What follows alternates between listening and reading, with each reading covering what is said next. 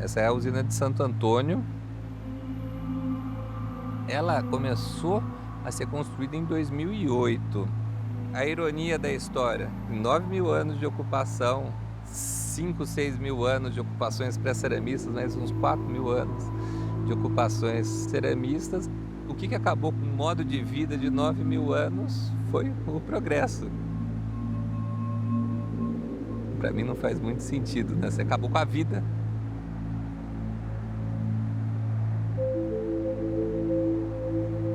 A cachoeira existia aqui em 2011, a primeira vez que a gente escavou. As pessoas estavam sendo deslocadas da vila antiga para a vila nova. É uma vila que foi construída para ter centenas de pessoas e tem algumas dezenas. Muito tristemente, é uma vila fantasma.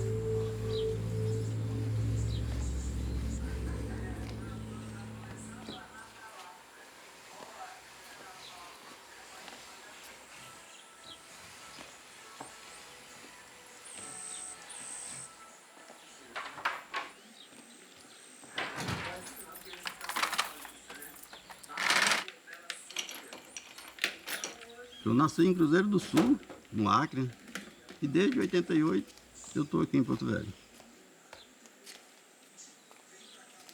A primeira vez que eu vim na Cachoeira do Teotônio foi em 89. Vim montar uma draga na beira do rio para um rapaz e passei trabalhando no garimpo.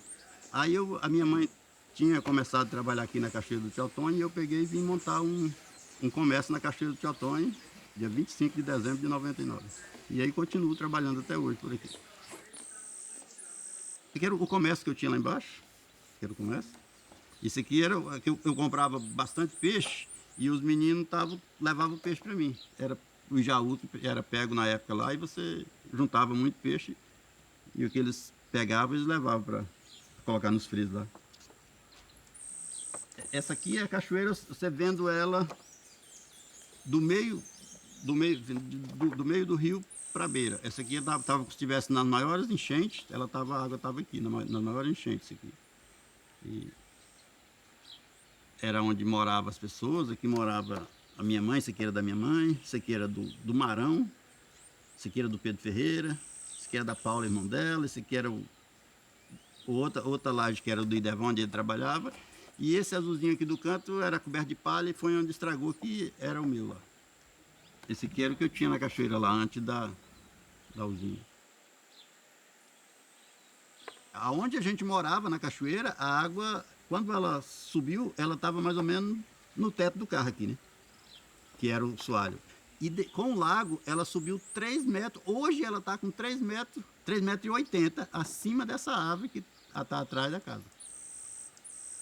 Eles não tinham a verdade do que ia ser essa subida de água. É tanto que nós íamos para a reunião, a água ia subir no máximo 2 metros acima dos níveis normal.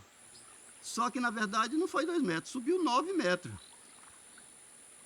Esse aqui é o lago da hidrelétrica de Santo Antônio. Essa usina aqui, ela foi feita na época com uma tecnologia de turbinas horizontais. São usinas a fio d'água, né? A ideia é que seria um reservatório bem pequeno, relativamente pequeno, e a água ia passar direto por essas turbinas horizontais e assim ela ocorreria a geração de energia. Mas mesmo com essa tecnologia, um lago foi formado também. E esse lago, ele afogou a cachoeira que existia aqui, que era a Cachoeira do Teotônio, que ela ficava aqui embaixo. essa cachoeira. Dá para ver um rebojo ali, um pouco ali no meio, é água passando em cima das pedras. Essa cachoeira atravessava o rio. O rio ficava só isso aqui no verão. Ele ficava bem estreitinho, só que a água era muito forte. Era nessa época que mais pescava. Isso aqui era na época que o rio estava o mais seco possível, muita gente pescando e a queda da água do pedral de cima dava esse efeito na água e ficava muito bonito mesmo. Isso era o motivo de vir tanta gente na cachoeira. Essa foto aqui é uma continuação daqui. Muita água. Isso aqui era disputadíssimo uma vez para estar lá na ponta dessa vara, apesar do risco, mas os caras disputavam e eles davam para poder ir lá pescar isso aqui. E pegavam bastante peixe com isso. Então, eles ficavam lá e percebiam quando o peixe saía fora d'água. E aí eles fisgavam o peixe. Esse peixe vinha do Baixo Amazonas e na época ele subia aqui porque ele ia para dentro da Bolívia, no rio lá para cima, que era o local certo dele desovar. Então tinha essa migração de peixe. Então nessa época ficava muito peixe nessa área. E eu tinha, por exemplo, tinha 9 freezes só para colocar peixe. E tinha vezes que eu dizia, eu não posso mais comprar peixe até que chegue um comprador. Não deixava de pescar, parava de pescar. E não era só eu que comprava, tinha várias pessoas que compravam. Chegava caminhonete, caminhãozinho cheio, levava peixe que tinha. E aí circulava o dinheiro, porque eu comprava o peixe do pescador e ele me comprava a mercadoria. E assim se movimentavam as coisas. Por isso que tinha um movimento na cachoeira.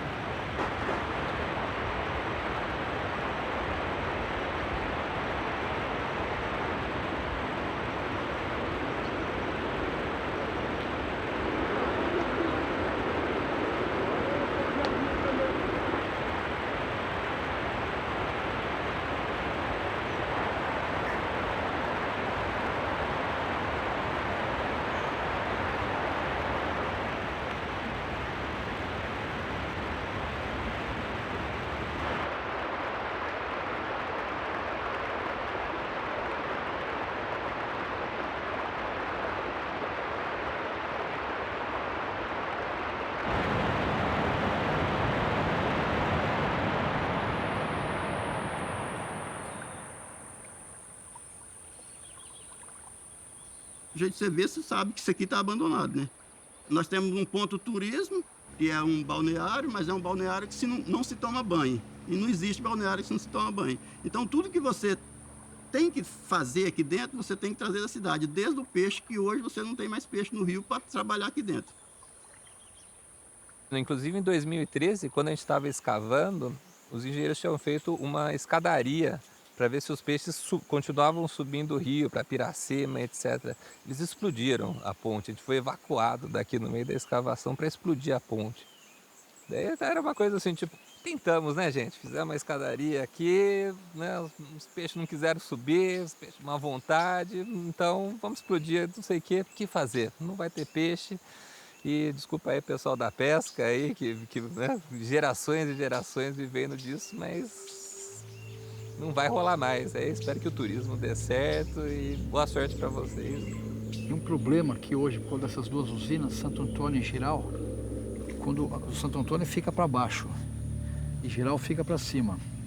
Quando o Santo Antônio começou a ser feita antes, quando o Jirau, quando foi feito lá o leilão, né, a construtora que ganhou, ela propôs uma barragem localizada, acho que 9 ou 11 quilômetros abaixo do eixo que havia sido desenhado pelo pessoal lá do Ministério das Minas e Energia. Mas o que acontece agora? Como ela fica abaixo do local que tinha sido projetado inicialmente, esse lago aqui, se ele está muito cheio, ele chega até a barragem de Jirau.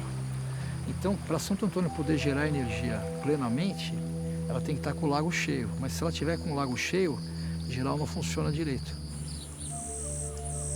Essa energia não fica aqui, né? Uma boa parte dela vai embora, vai para Araraquara, no interior de São Paulo. São 3.000 quilômetros. E ninguém sabe qual que vai ser a vida útil, né? Esse rio está totalmente assoreado agora.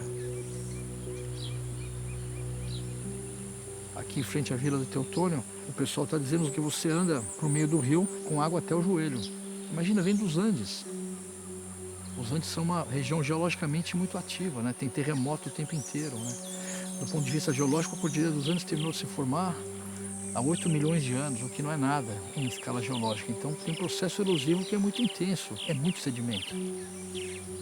Eu acho que essa barragem não vai ter uma vida útil muito longa. Ninguém sabe, né? Durante a a obra, eu trabalhei um pouco no começo, fiz uma parte de arqueologia, né, ali da barragem, e perguntei para um engenheiro, eu perguntei para ele quanto tempo, qual que é a vida útil que você acha que vai ter essa barragem? Ele falou assim, ninguém sabe. Isso é uma coisa que a gente tem, eu mesmo participei no começo desse projeto, hoje em dia eu faço uma reflexão, uma autocrítica, né? Será que a gente tem a autoridade moral, a nossa geração, de fazer uma intervenção desse tamanho num rio como esse, sem saber quais vão ser as consequências? Hoje em dia, para mim está claro que a gente não tem, a gente tem que pensar numa outra maneira de resolver a nossa demanda por energia. A gente sabe que essas barragens, como é o caso de Belo Monte também, são uma catástrofe para a Amazônia, para os povos que vivem aqui, para todos os seres vivos, né? Não só os seres humanos, mas as plantas e os animais também, as consequências delas são horrorosas.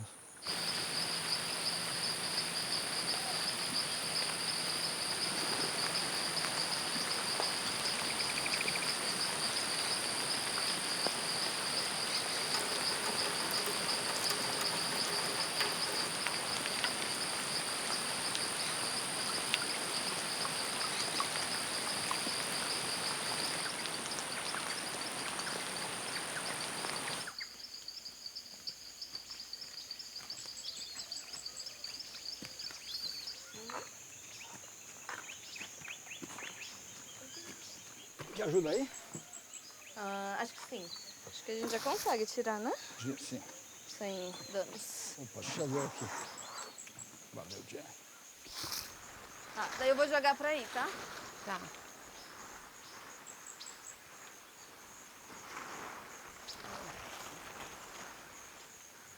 Peraí. Não fica muito baixa a tenda, não? Deixa eu te perguntar, seu Zé tá aí? Zé tá lá no buraco. Pede pra ele ajudar a gente a fazer o tapiri aqui direito. Que baixo. Certo, sim. Seu Zé tá descendo, mas ele volta, né? Volta. Aqui tá bom, ele cai pra lá, né? Bom, assim já dá pra trabalhar, né? Seu Zé. Fala, seu Zé. Bom dia. Beleza.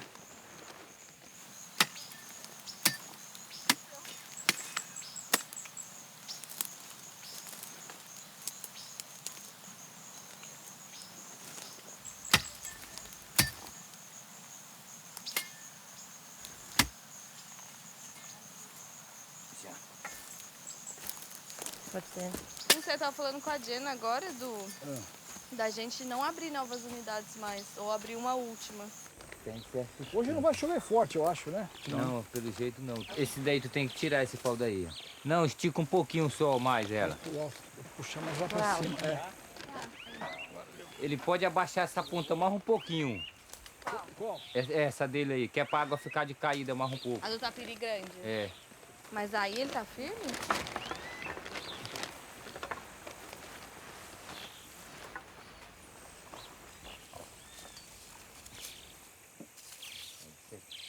Alô, alô, tá aí? Positivo.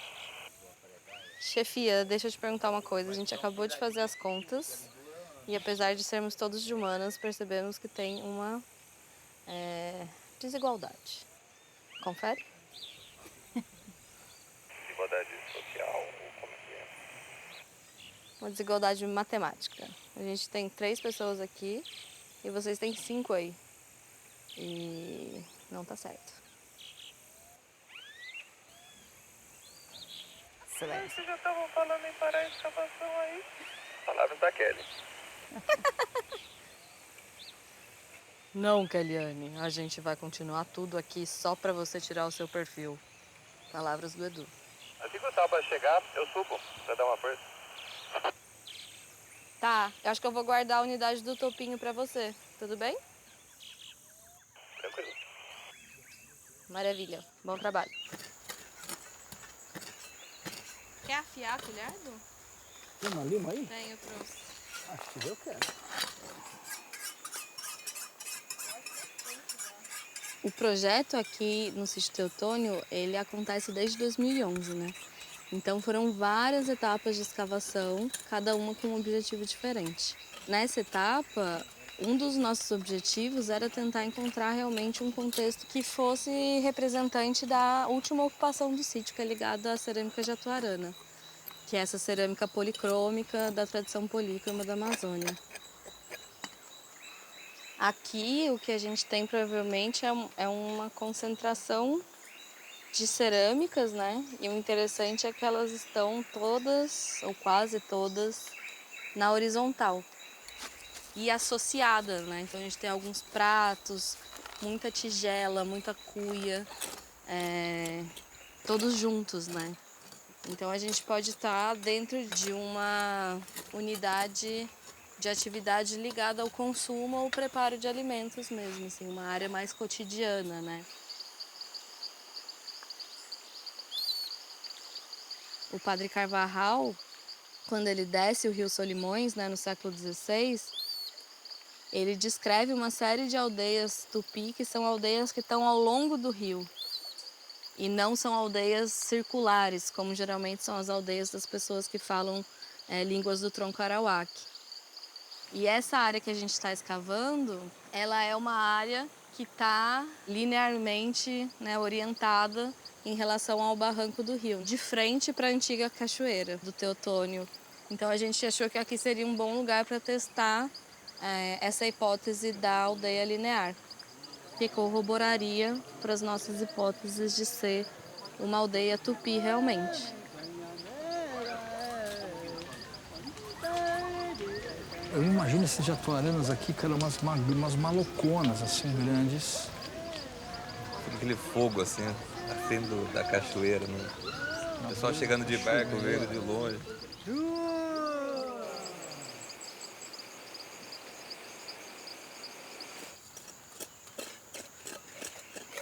Essa daqui é um tronco de palmeira que estava no meio da cerâmica, assim, ele tá quase, né, tá bem inteiro aqui, tá vendo? Agora, uma palmeira tem uma vida relativamente curta, né? Tem. Então dá pra fazer uma boa data. É legal. Uhum. E ela tá em situ, né, cara? Isso aí é... Cresce muito tucumã, né? Tipo, nessas áreas abertas.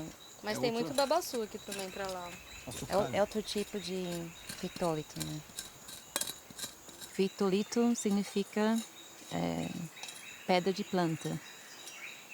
Esses fitóis, eles vão sendo soltados, né, pela planta em decomposição e vão ficar lá no solo durante muitos anos. Então, assim, os fitóitos são muito bons para identificar palmeira, para gramíneas, várias coisas herbáceas, assim, e cultivos, abóbora é muito visível com fitólito. Enquanto os grãos de amido são, né, de novo, um pouco melhor para identificar plantas tuberosas, mas também milho, sementes, pimenta, né?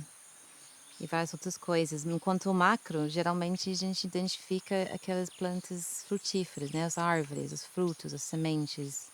Isso aqui, tá, você viu isso aqui? Eu acho que isso aqui é um tronco queimado de um esteio de casa, de maloca. Aqui assim, ó. Tá vendo que ela tem um formato meio arredondado? Tem maloca que tem isso no meio, né? Pode ser. Geralmente as malocas têm um esteio grande, né? Um tronco de uma árvore grande para segurar, assim como no centro, né? Uhum. Dá pra ver bem ele aqui. Mais escuro aqui, mas Aqui, dela vem até aqui. dá pra ver bem a curva ali, né? Isso. Eu acho que isso aqui não é osso, eu acho que isso aqui é fibra. Eu acho que está associado a essa estrutura. Se isso aqui for meio um buraco de... né, tem carvão no meio. É que eu tava vertical, né? pensando nisso como dentro das duas hipóteses de ou ser um buraco de esteio ou ser uma fogueira, né? E aí ser uma fogueira também teria sentido ter os ossos. Só que verdade. não só na parte externa, né? A gente vai Estaria saber disso amanhã, misturando. a hora que a gente cortar ela e perfilar, né? Ia ser demais se fosse a casca da árvore em decomposição. A gente já sabe muita coisa sobre a forma de vida das pessoas que moravam aqui ao longo desses mais de 9.000 anos de ocupação. E a forma de organização dessa aldeia ao longo desses 9.000 anos de ocupação é uma das principais questões que a gente ainda tem. O material arqueológico de cada uma dessas fases culturais, né? Giralma, Sangana, Pocó, Jamari, Jatuarana e das outras fases mais discretas assim que a gente tem no sítio, ele se concentra em áreas diferentes. Achar uma casa é muito bom, porque isso aproxima a gente de passar de cacos para organização do dia a dia mesmo, né? Tem questões que a gente consegue responder olhando para a lixeira, que a gente não consegue responder olhando para casa e vice-versa. Então, ter essas áreas de atividade diferentes para a gente é bem importante. Você viu essa do grandona na parede? Não, deixa eu ir aí. Ué, então, essa e essa, né? Vamos pensar o seguinte, isso aqui pode ser o quê? Pode ser uma lixeira relacionada àquela ocupação. Mas é estranho numa parte Mas então, adentrar no perfil e na outra não, né? Então, isso aqui é posterior, né? Uhum. Isso aqui pode ser a lixeira daquela casa. Mas por que você acha que é a lixeira e não uma continuidade do piso? Porque ela é mais alto. A não ser que você tenha a não ser que você tivesse uma elevação natural, entendeu? Mas Você teria que ter um pacote mais espesso, teoricamente, né? Esse material orgânico, né? Carvão. Tinha cerâmica. E também todas no horizontal. Parece a mesma coisa que a gente vê ali, só que mais pra cima. Sim, mas aí você teria uma casa na descida? Pode ser. Isso aqui cai, não cai? Também não sei se eu vejo uma lixeira muito mais forte. Dá por ser plataforma, assim, tipo, casona mesmo, assim. Então, mas que parte da casona seria essa? Tipo, sei lá, no meio. Aqui seja o centro. O topo seria o meio. Mas E um aí topo no caiu, meio- desbarrancou. Mas o que formaria esse topo no meio? Uma coisa natural? Não, essa inclinação também não pode ser da queda da casa e a decomposição do material construtivo? Pode ser. Sim, pode Porque ser. é uma elevação muito suave, né? É uns 40 centímetros, 35. Pode ser. Então, aquilo ali é um buraco de destaque, eu acho. A gente vai cortar e vai ver. A gente tá achando que a maloca é Comprida. comprida também, né? Mas ela pode ser circular, não dá pra saber. Quer dizer, daria pra saber se a gente abrisse uma área maior.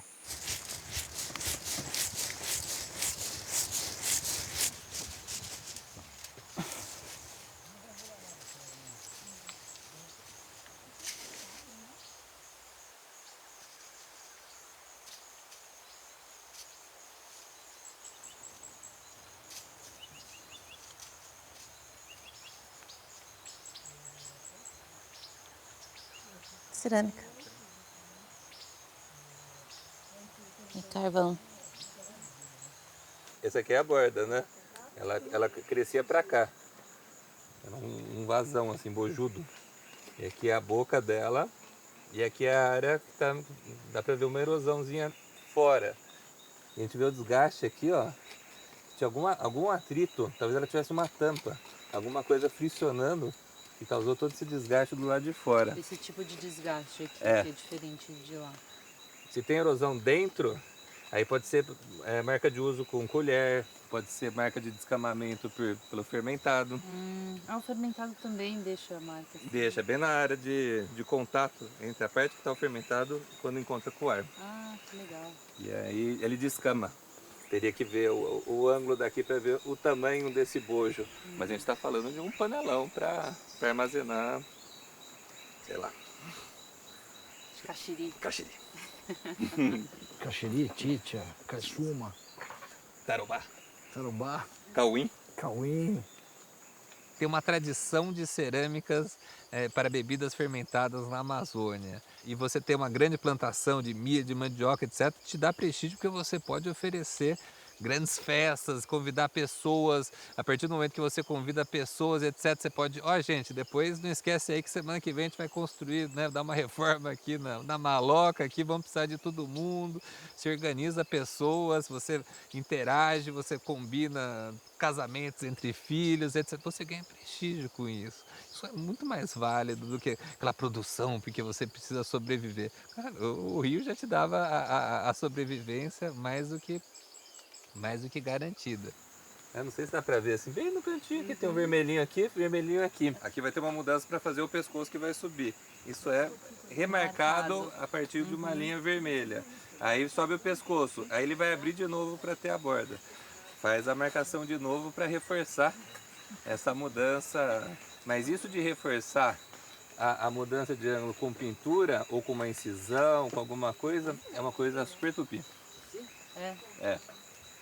Você pega uma cerâmica Guarani no sul, do Tupinambá, no litoral, você vai, não a mesma forma, mas essa marcação de ângulo com a pintura. Em vermelho. Não necessariamente, mas especialmente com o vermelho. Quando a gente encontra esses fragmentos super retos aqui, isso é uma base plana. Pode ser a base dela? Pode, mas não acho que seja não. Eu acho que é tipo um pratão. Esse daqui. Esse daí. Então eu acho que são aqui pode ter o mesmo vaso, mas aqui certamente é um vaso diferente. Aqui, ó, por exemplo, a gente tem uma outra bordinha. Essa borda é completamente diferente dessa aqui, outro vaso. Então dá pra ir viajando quantos vasos a gente tem no final. Isso aqui me parece uma outra base, que não é igual a essa, outro vaso. Então... Já tem uns 5 aqui, né? Tem. 1, 2, 3, 4, 5. Tem.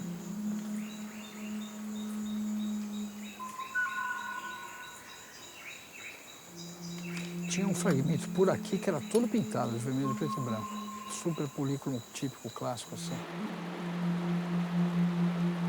A tradição polícroma, ela ocorre aqui no Rio Madeira, né, desde o baixo, passando pelo médio até o alto Rio Madeira, em vários dos seus afluentes, como o próprio Rio Jamari, de Paraná. Tem uma dispersão enorme na Amazônia Central, né, ali perto da região de Manaus. E ali ela tem uma outra denominação regional que é chamada de fase guarita. Ela sobe o Rio Solimões e lá ela tem uma outra denominação regional que é a da fase Tefé. Quando você olha uma cerâmica jatuarana e olha uma cerâmica da fase Tefé, é reconhecível que elas são semelhantes, mas elas também têm as suas diferenças regionais. Esses caras que estavam aqui eram caras tinham que ter muita moral para estar nesse lugar, em cima da cachoeira.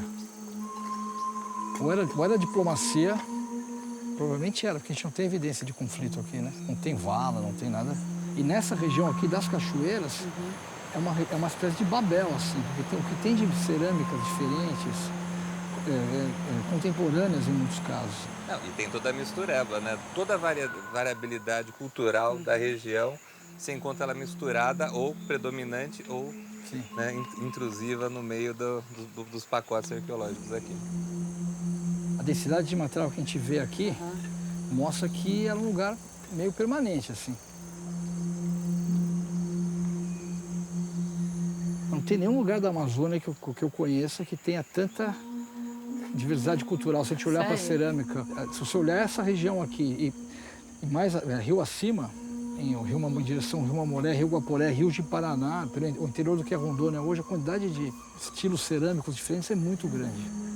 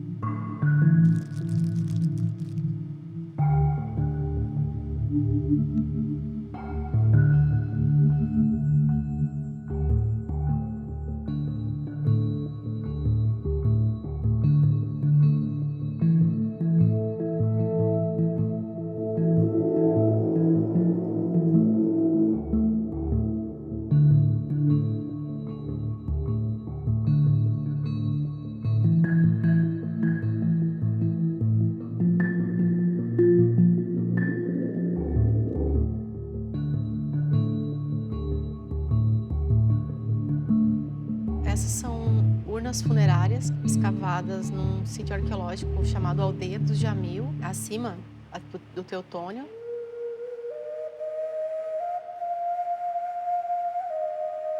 A tradição polícroma da Amazônia, ela é bastante conhecida pela presença de urnas. Uma dessas urnas possuía remanescentes ósseos humanos.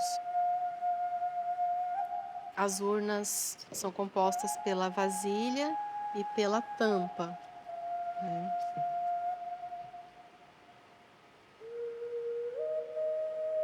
Esses desenhos, esses motivos, eles foram analisados em uma dissertação de mestrado pelo Odair Vassoler. Ele identificou vários motivos de serpentes, né? Alguns desses elementos zoomorfos, né, que representam animais, estariam formando, né, rostos humanos. Então, essa é uma característica também dessa cerâmica da tradição polícroma da Amazônia. Essa é uma vasilha do sítio Ilha de Santo Antônio. Ele ficava junto à Cachoeira de Santo Antônio. Ela é bem diferente porque ela possui esses furos, né? Que provavelmente são furos que foram feitos para amarração, né? Após a vasilha ter sido quebrada. A análise dela mostrou que ela foi utilizada na fermentação de bebidas, porque tem algumas erosões que são bastante características da fermentação. E, posteriormente, possivelmente, ela foi utilizada como urna. Ela possui pintura em pigmentos vermelhos e brancos, né, que são bastante característicos. Esses motivos, né, mais ou menos quadrangulares, né, com esses cantos arredondados e com esse detalhe escalonado, né. Tem duas datações para o sítio arqueológico, né, uma de 1000, outra de 930 antes do presente, mas não sabemos se podemos associar a esse material, né? Aqui que algumas pessoas, né, falam que esses motivos poderiam formar olhos, né? A composição dos motivos, né, formar uma face. Se dizia sobre a América que era terra nullis, quer dizer, a terra nula, a terra vazia, a terra desocupada. Como se não tivesse gente morando aqui, né? Como se fosse um lugar vazio e disponível para ser apropriado. E aí, enfim, isso foi mobilizado como justificativa para uma série de crimes, né? De espoliação dos territórios, de extermínio, de genocídio dos povos indígenas.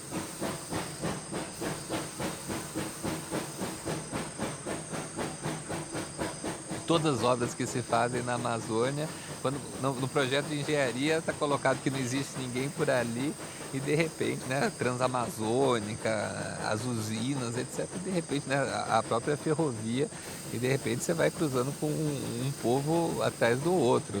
Então, né, a linha telegráfica do Rondon, né, tudo sempre encontra gente no meio do caminho.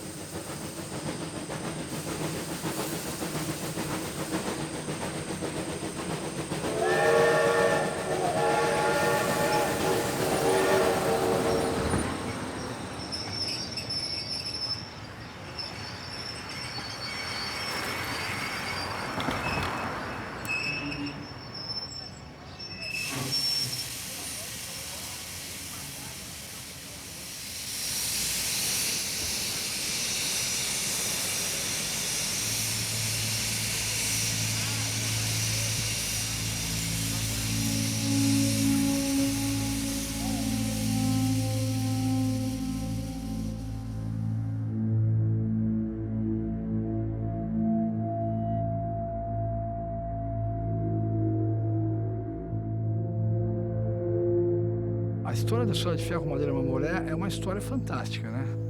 Ela é triste por um lado, mas ela é uma história assombrosa, acho que é a palavra por outro, né? Porque ela foi um feito da engenharia, né? Foram várias tentativas.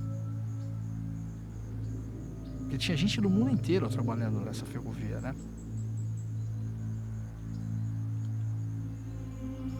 E ela está intimamente ligada à história da borracha.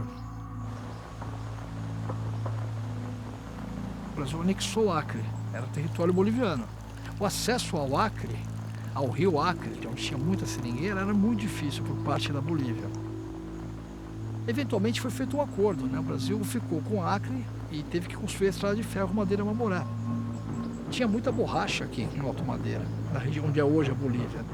Essa borracha ela tinha que passar por essas cachoeiras todas, são dezenas de corredeiras. A gente chama de cachoeira, mas elas são corredeiras. Algumas são intransponíveis, como é o caso do Teutônio, outras são difíceis de navegação, como era o caso de Santo Antônio. Então era muito difícil tirar essa borracha toda, que era embarcada em Guajará-Mirim, e era desembarcada aqui em Santo Antônio, né, que é perto de onde é hoje Porto Velho, e a partir dali, colocado em navios, e esses navios vão embora para a Europa e para os Estados Unidos, né? O ciclo da borracha colocou a Amazônia num circuito internacional que não passava pelo Rio de Janeiro na época, que era a capital do Brasil. A estrada de ferro Madeira-Mamoré, ela tem marcado os massacres, né? Na época do ciclo da borracha. A história contada de fato é que houve muito massacre com o meu povo. Estupro de vulnerável, que é as adolescentes do nosso povo. Então essa história é muito marcante, porque eu sou filho de Caripuna e de Caripuna mulher, então sou um dos natos, aonde eu consigo, com dificuldade, ainda falar o português, né, porque a minha língua mãe materna e a primeira é a língua tupi-caguaribe, na qual eu falo. Mas eu, como sou um dos descendentes que minha mãe ainda está viva, é uma idosa hoje, então ela tem essa história viva.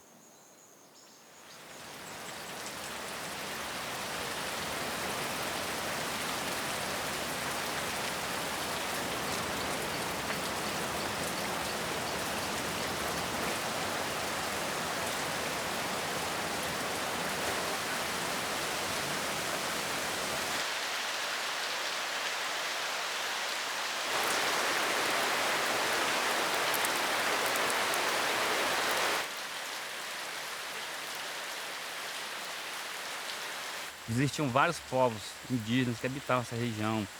Nós tínhamos os caripunas, né, daqui em direção a Porto Velho, os parecis com direção a Guajará-Mirim, na região da Serra dos Parecis, né, os Mura, que era uma população considerada pelos construtores da ferrovia, até por historiadores, como a população indígena que mais enfrentou os construtores da ferrovia, né, considerada extremamente violenta, né.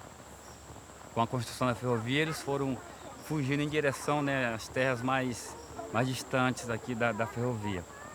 E durante toda a construção da ferrovia, esse embate entre construtores e povos que existiam em toda essa região, de Porto Velho para Guajará-Mirim, foram intensas, né. E mesmo após a construção, no período áureo da borracha, depois, mesmo no final do ciclo da borracha, já na década de 50, 60, né, esses confrontos do seringueiro com os povos indígenas eram quase que coisas do cotidiano mesmo. É tanto que o bem mais valioso para o seringueiro que ele carregava era espingardas e munição. Então muitos seringueiros foram mortos, muitos não foram encontrados. Então esse confronto era quase que diário. Existiam nos seringais, aqui sobretudo em Vila Murtinho, né, os chamados caçadores de índios, né, que eram homens, né, muito bem equipados, muito bem armados, né, que tinham uma logística muito própria, né, para caçar, para dizimar essas populações, né, que residiam, né, nas terras, né, que eram considerados os seringais. Então eu quando criança eu conheci um senhor, ele era como se fosse um super-herói na região, né, porque ele caçava índio, aquele vínculo que se estabelecia, né, com os filmes de Hollywood, né, aquela coisa dos filmes de faroeste. Então esse senhor, ele acabava sendo assim uma figura mítica, heróica, né.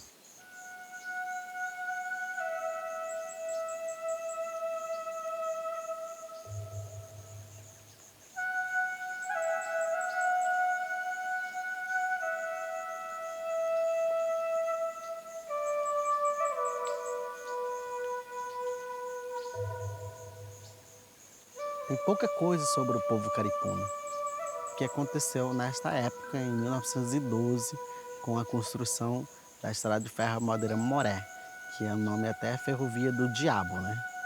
E o contato que teve foi em 1978, que trouxeram o meu povo até o Jaci Paraná, onde nós estamos vivendo hoje, onde é a nossa aldeia e o nosso território. Teve muitas gripes, coqueluche, sarampo, catapora, e na época não tinha vacina. O vírus é muito mortal para nós. E por esta razão o meu povo quase foi dizimado.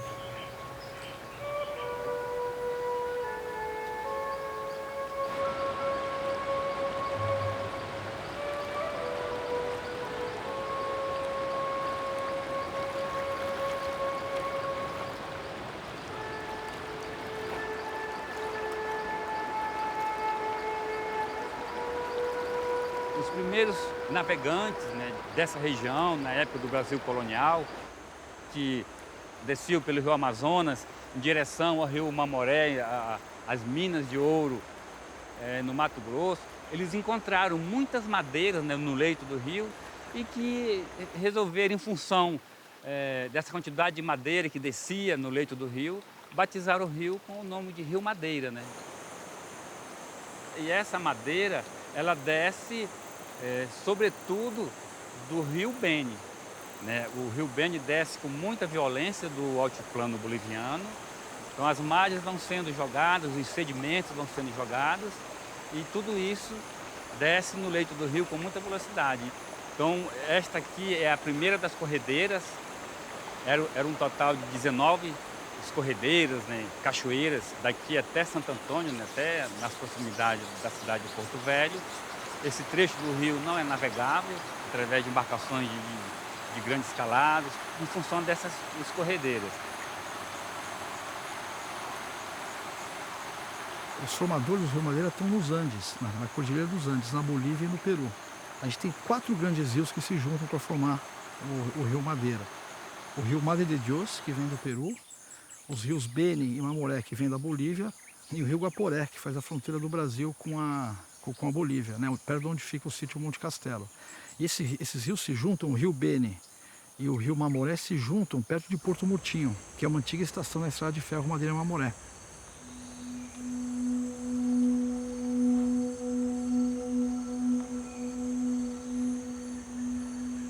Tudo isso era uma zona extensa de seringais. A ferrovia ela foi concluída em 1912, então toda a produção de borracha, de castanha, de pele de animais, das chamadas drogas do sertão, toda essa produção da seringa, de toda essa região aqui dos vales do Beni e aqui do Mamoré Guaporé, era embarcada nas locomotivas aqui, exatamente aqui na estação, e daqui seguiam para Porto Velho.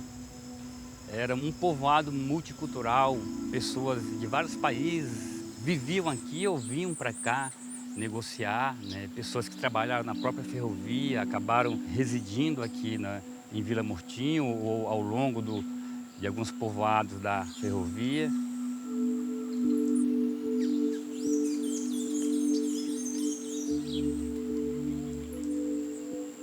Onde é a estrada aí era os trilhos. Foi porque arrancaram os trilhos para botar terra, para fazer a estrada. O trem passava dia de sábado, subindo, segunda baixando, terça subindo, quarta baixando. Aí fora disso tinha os cargueiros que passavam qualquer dia da semana. Aqui era o povoado. Então aqui eu acho que mais ou menos, naquela época devia morar umas 1000 pessoas. Aí do lado de lá, da estrada, aí tinha os mata-burro. Era do pessoal fazer suas roças. Porque não podia avançar para dentro da mata, porque tinha o seringal, não podia queimar as castanheiras, nem podia destruir o seringal. Aí tinha os mata-burro, e a roça era perto, as casas de farinha que tudo era perto, todo mundo se virava, né, do jeito que dava. Os que não cortavam a seringa botavam o seu pedaço de roça, criava porco, criava galinha. Aí a gente vendia, passava aos pessoal, comprava galinha, comprava porco e sobrevivia.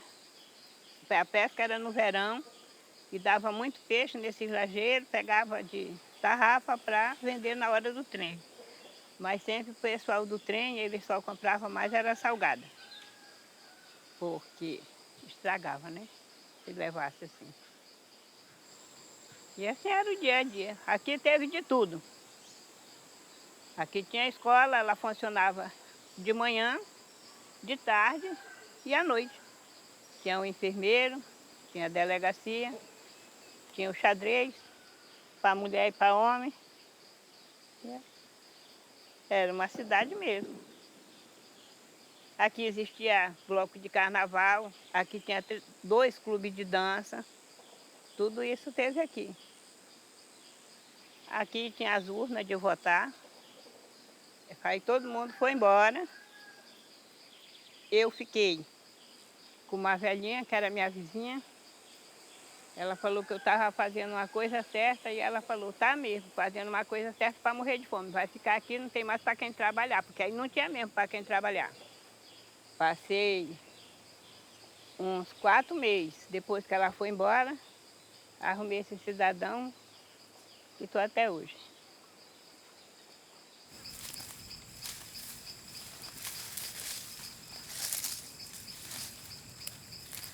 Os historiadores falam, né, e há uma certa controvérsia, né, mas assim, há um número aproximado de 20 mil trabalhadores, né, durante o período da construção, e há desses 20 mil trabalhadores, né, em torno de 5 mil trabalhadores morreram durante a construção, né.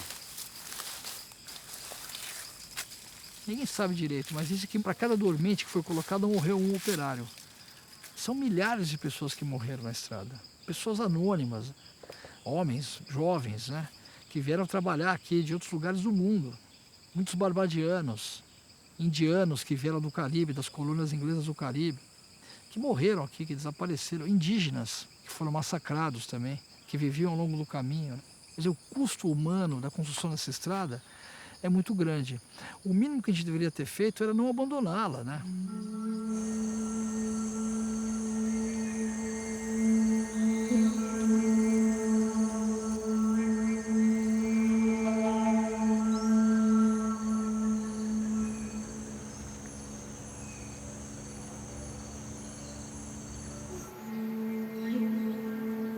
Uma grande ironia da história é que um pouco depois da sua conclusão, a gente tem o quê? O grande crash no preço da borracha, né, brasileira, porque os ingleses contrabandearam a borracha, mudas de seringueiras aqui do Brasil, e eventualmente introduziram essa borracha na Malásia. E começaram a plantar essa borracha em plantations, né, como se fosse um cafezal, por exemplo. E aí era muito mais barata a extração. Quando a estrada fica pronta, o preço da borracha começa a cair. Guajará-Mirim, que era o ponto final da estrada. A gente tem a estação que está lá ainda, é um museuzinho hoje, né? Mas se a gente andar pelo centro de Guajará-Mirim, a gente vai ver que tem um monte de prédio em ruína também. O cinema, né? Hotéis antigos. Dá para imaginar o movimento que tinha Guajará-Mirim naquela época, e isso tudo foi abandonado hoje em dia.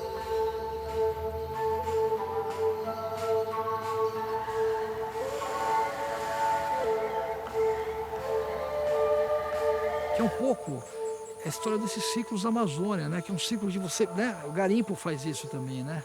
De um outro jeito, né? Que gera uma riqueza imediata, vem um monte de gente e depois aquilo colapsa, né? E deixa um rastro de abandono.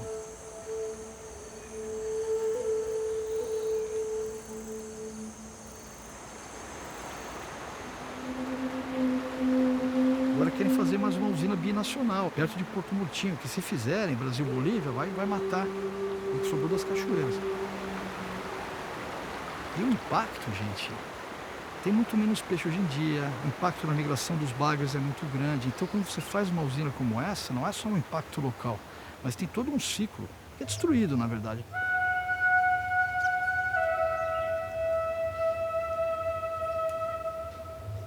A violência colonial, ela se atualiza no presente, em outras formas, em outras linguagens, mas ela é uma constante na história do país.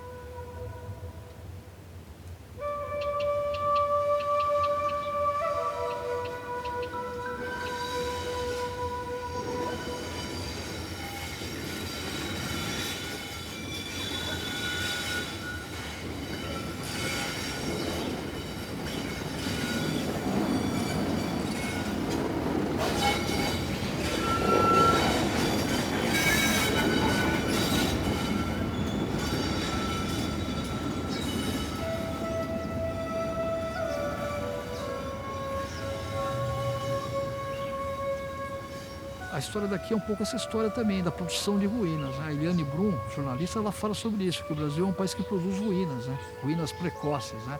E aqui em Rondônia esse processo de produção de ruínas ele vem desde o século XVIII. O forte, com a estrada de ferro e agora com as usinas também. E eu acho que a arqueologia dá para nós um parâmetro para olhar para isso e falar, cara, a gente está fazendo alguma coisa errada, não é assim que a gente tem que... Se a gente recebeu essa responsabilidade, o Brasil, né, de ocupar esse pedaço do mundo que é a Amazônia, não é assim que a gente tem que fazer isso.